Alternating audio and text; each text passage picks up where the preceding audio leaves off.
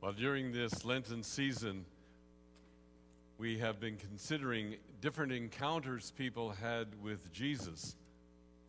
And this morning, it's a very familiar story that we are exploring of this encounter that Jesus had with a man whose name was Simon and a woman, we don't really know her name, but it was a profound experience in their lives. And some of these people who seem to have no names, we often wonder, are they really of significance?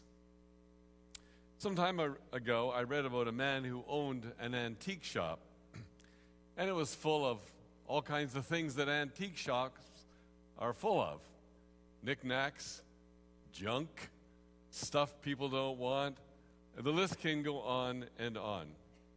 So this man came into this antique shop, and he noticed that there was a small little bowl. And he looked at it closely. He didn't pick it up because it was sitting on the floor of the store. But he realized this was a priceless bowl because it came from the Ming Dynasty.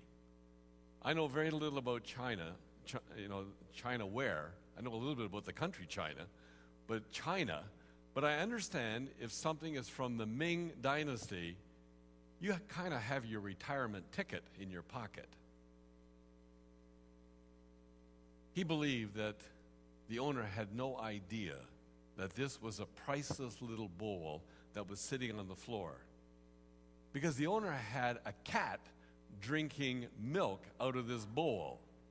Can you imagine that? So the guy thinks to himself, this is going to be a deal of a lifetime. I got to get that bowl from this man. So what am I going to do? So he thinks about it and he decides, I'll buy the cat, because the cat's drinking out of the bowl. And so he said to the owner of the store, do you want to sell your cat? And the guy says, no, I don't want to sell this cat. Why not? Well, he keeps mice out of the store. He said, I really want that cat. I like the look of it. It's got nice color. I'll give you $100 for that cat right now. The guy says to him, $100? That cat's not even worth $100. But okay, if you want to buy the cat and you're so set on it, I will sell you the cat for $100. Well, then he says to the owner, well, I need something for the cat to drink out of. So I'll tell you what, I'll give you $10 for that old vase, or that bowl that the cat's drinking milk out of. And the man says to him, you want to pay $10 for that old vase? He said, I'll give you $10. I'll just take it out of your way. He said, I can't do that. That's a prized possession. It's from the Ming Dynasty. And it's worth, he said, I can't even begin to calculate how much that vase is worth. But the funny thing is, he said, I've sold 17 cats since they've been drinking milk out of that vase.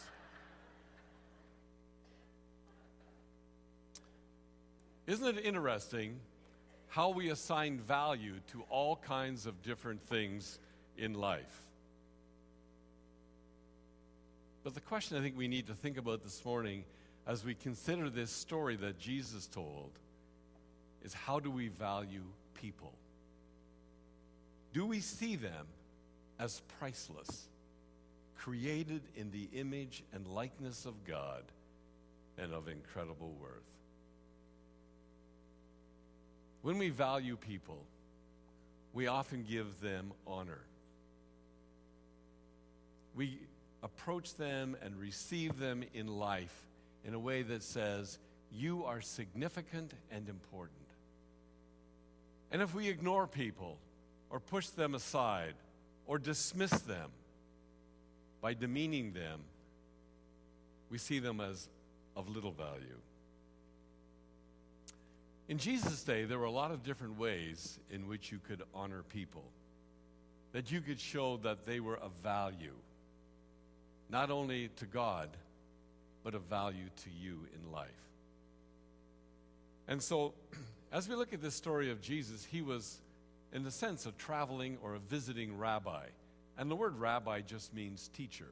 So he was going along and teaching people about the way God wanted to encounter them in their life and how they could live life to the ultimate full. And so this morning, as we look at this, we want to begin to explore how we can experience a really intimate encounter with God. One of the customary things in honoring people was that you would greet them properly. And in greeting them, it was common to give them a kiss. How would they do it? Well, if you were of equal social status and you made a decision that this person's on the same status as me, you would kiss them on the cheek.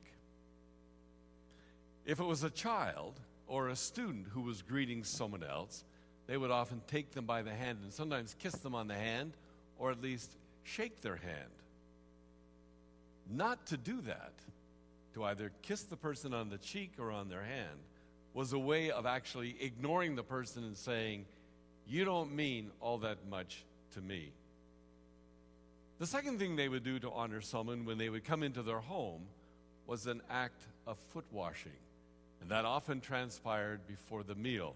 So if you had guests coming to your home, and obviously this is not a custom that we tend to do in North America, so this is a local custom in that day and age.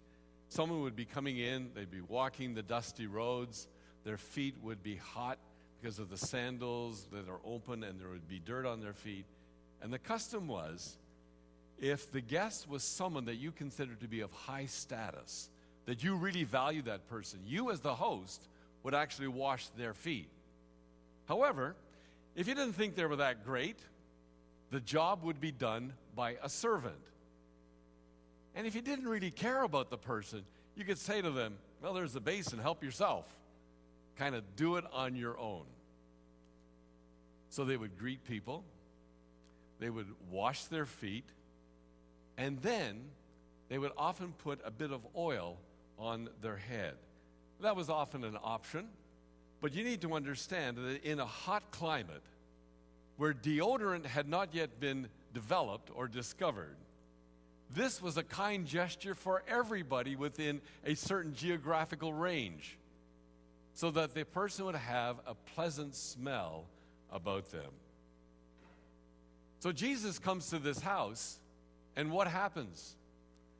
There is no greeting, there is no washing of his feet, there is no anointing of oil. This is not somehow, "Oh, I forgot about it." This is a deliberate act on the part of the host. And it's interesting as we see this story to discover how Jesus actually responds to this indifference by someone who had actually invited him into his own home. Now, in that day, when someone would hold a banquet, it was a pretty big deal. And banquets were often done as a public event. That does not mean that everyone was invited to come. I know sometimes we have had little picnics from the church at some of the parks. And we're quite open and we say, invite people to come, right? And sometimes you will see people on the fringes riding their bicycles by, and sometimes they stop and observe what we are actually doing. Well, that's kind of what it was like in Jesus' day. Only the homes were often open, and the people who would be gathered would be inside, but there wasn't a lot of entertainment, so people would gather to see, well, who's there, what's going on, what are they eating, what are they wearing, who are they talking to? It's kind of like the local socialites had gathered together. And so in this crowd, even though they would not partake of the food, they would just be there observing because they're all outside. There is a woman. Everybody knows who she is because in small towns, everybody knows who everybody else is. And she is known as a prostitute. She had heard about Jesus. And it's obvious from the story that she had heard him speaking previously. And something must have struck a deep chord within her life, because there was going to be a transformation that would take place. Jesus somehow had been saying things that gave her hope of a whole new future. I wonder if she was sitting outside watching that dinner, if she was wondering this question. So how did my life end up like this? How did I ever get to this place in life? I don't think as a little girl and maybe as a younger woman growing up, she thought, my goal in life is to become a prostitute. Yet that's the reality of where she ended up. But one thing she does know, in the life that she had been living and in the community where she lived, she knew what it meant to be despised and rejected by almost every single person. She was a nobody. She was an object to be used for a few coins. And then she'd been hearing Jesus teach. And as she listened to him, she realizes right there in her life, for the very first time, that she is loved by Almighty God. That she is a person of value and of inestimable worth. And it's not too late for her to begin all over again. So she hears that Jesus is going to Simon's house. The word is out.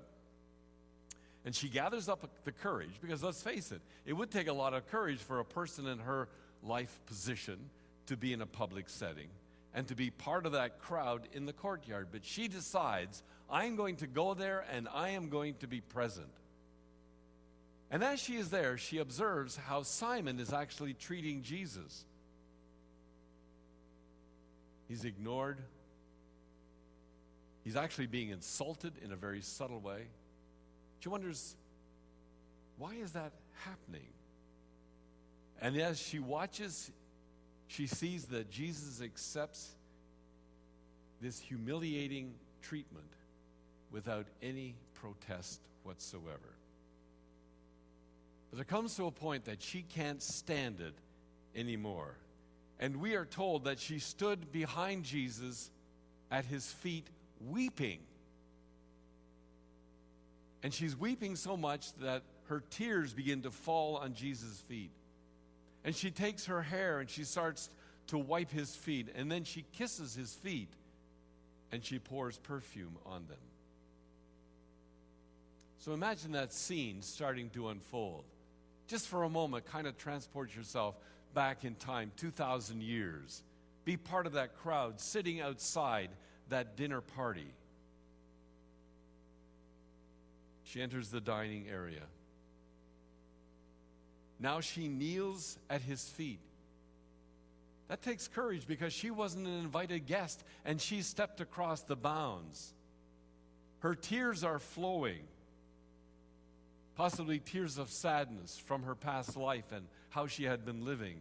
Possibly tears of gratitude because of the forgiveness that she has experienced. And tears of joy because of the new possibilities that will start to open up in her life. And Jesus' feet, unwashed by Simon, are washed by the tears of this woman. And then how will she dry his feet? Simon certainly didn't give her a towel that she could take and dry the feet of Jesus. So she does something that's unheard of. She loosens her hair. And in that culture, it was considered a highly provocative act for a woman to have her head uncovered in a public setting. Now, in some cultures today, that's still pretty relevant, isn't it? Some people have a complete head covering. And so she unloosened her hair, or she loosened her hair. She had done that many times for other men. Now she's doing it one final time. And this time, she's getting it right. She dries the tears on Jesus' feet. And then she takes a jar of ointment, probably some type of a perfume that would be in a small little container around her neck. You see, in her previous profession, that jar of ointment was really important. in a time period which was not known for hygiene. It made her task less unpleasant. She takes this flask and she opens it and she pours it completely on Jesus' feet. She empties it because she's not going to need it anymore. And so, in gratitude, she begins to kiss the feet of Jesus unashamedly. So you watch this all unfolding, and then you notice there's someone else watching with you. And it's Simon, who is the host, the guy who set this whole thing up. As far as he's concerned, this dinner party is not exactly turning out the way that he had expected or anticipated it would. You know, quite honestly, I don't know why Simon treated Jesus so poorly. I don't know why he would do that. Set Jesus up, invite him to his house, and then just totally ignore him. Perhaps he wanted Jesus at his house, but he also knew that the religious leaders who were present were a significant part of his life, because he was called Simon the Pharisee, which meant he followed the rules and regulations of the law right down to the final details. And so he couldn't afford for his own image to be publicly aligned with Jesus. And then as he sees what's happening, he begins to have his own doubts. He's starting to wonder, is Jesus really who he claims to be? Because he has this thought, he says, and it says that he spoke to himself, which could imply it was just a thought. I kind of think it's, you know, people sometimes say things in a stage voice. They're pretending it's going to be very quiet, but they want everybody else to hear. And he asks this, if this man were a prophet, he would know who is touching him and what kind of a woman she is. And then this phrase, that she is a sinner. Does Jesus know what he's doing? So Jesus hears this, and he understands what Simon is thinking, and he tells him this very simple little story. He said there were two men. They owed another person, a moneylender, some money. One, it was a significant amount of money. A denarii was about a day's wages. So one guy owed the equivalent of almost a year and a half of your salary, whatever that is. The other guy owed 50. That's like owning the amount of money you would make in about a month and a half. But the bottom line of the story is that neither of them could afford to pay back the moneylender. The only difference was one person had a great debt, the other person had little debt. And the moneylender calls them in and he says to both of them, I've got really good news. And the good news is, I am canceling your debts. It's done. So Jesus tells that story to Simon, and he says to Simon, now I have a question that I want to ask you. And the question is, who would love the moneylender more? The one who had a huge debt, or the one who had a small debt? And Simon says, well, I suppose. I suppose? It seems that the obvious answer would be the person who had been forgiven the most would love the most. Jesus is saying that people who are great lovers, people who know how to love with extravagance, are people who have faced their own brokenness and have experienced God's grace and love in their life. Those are the people who really love. And so Simon, Jesus says, look at this woman. He invites Simon to look at this woman who is on the floor at Jesus' feet, crying, wiping his feet with her hair. Simon, I want you to understand that here's a woman who is of value beyond comparison. She is a person who is loved by God and who now loves God. Simon, do you see this woman? Sadly, he doesn't see what Jesus sees. He said, Simon, I came into your house. You didn't even give me water to wash my feet, let alone think about washing them. You did not give me a kiss. You don't even consider me to be your equal, even though I am a rabbi. You just ignored me all the way. You did not give me oil for my head to make this a pleasant experience. Yet this woman, with her tears, she has washed my feet, and with her hair, she has wiped them. She has kissed my feet, almost considered to be an unthinkable act. And she used the most expensive perfume that she had, the very best that she had, to make it pleasant. I tell you, Simon, I'm going to tell you this. This is the bottom line. Her sins, which are many, and everybody knows them, they are forgiven. And that's why she loves so lavishly. You see, Simon, he was a Pharisee. He followed the rules. He followed the letter of the law. He considered himself to be a righteous man, a man to have very little sin.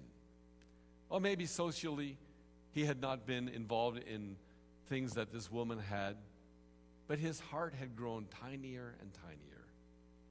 And that's why it's hard for him to be overwhelmed by grace. He saw himself as being so good as he compared himself to others, but he never saw himself in the light of God's grace and mercy.